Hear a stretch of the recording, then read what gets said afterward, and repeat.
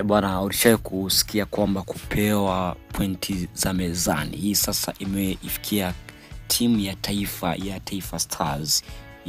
Bwana, kutoka Tanzania ambao wamebahatika kupata alama 3 za bure kabisa.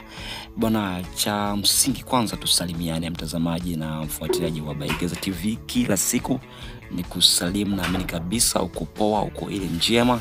Karibu sana. Sasa tukaanze kupeana taarifa za kimchezo za hapa nyumbani Tanzania, na leo moja kwa moja tunaigusia timu ya Taifa Stars, ambapo bana taarifa inasema kwamba shirikisho la soka duniani FIFA limeondoa adhabu ya kufungiwa kwa Congo Brazzaville kushiriki soka la kimataifa baada ya masharti kadhaa kutekelezwa.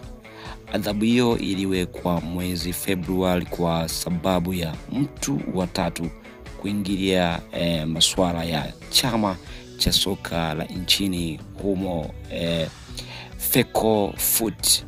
Hatua hiyo ilipelekea kuahirishwa kwa mechi za Kongo za kufuzu kwa kombe la dunia la FIFA 2026 dhidi ya Tanzania na Zambia, ambazo zilipangiwa kuchezwa Machi.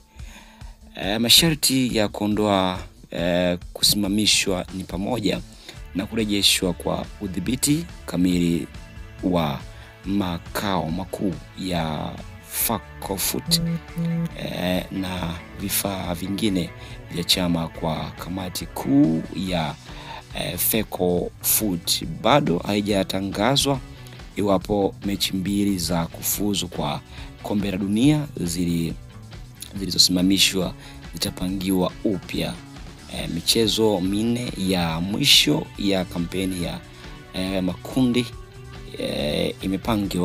imepangwa kufanyika Septemba na Oktoba, huku michujo ya Afrika ikitarajiwa kuchezwa Novemba. Ndio taarifa ipo ya hapo Brazzaville, ambapo baada ya taarifa hizo Tanzania inaonekana kupewa alama 3 ambazo zinaweza zikaisaidia kwenda kwenye mashindano hayo. Bana, ukisikia yanayokukuta katika michezo ndio ambayo yaliyowakuta Congo Brazzaville baada ya sintofahamu kutokea, na baadaye kuja na mtazamo kama huo, FIFA wao wakaamua kuwekea vikwazo. Sasa wameisamea na kuweza kuwapatia Tanzania Taifa Stars waweze kupata hizo alama 3. Asante. Hii ni Baigeza TV. Usahau kusubscribe, like, share na kucomment kila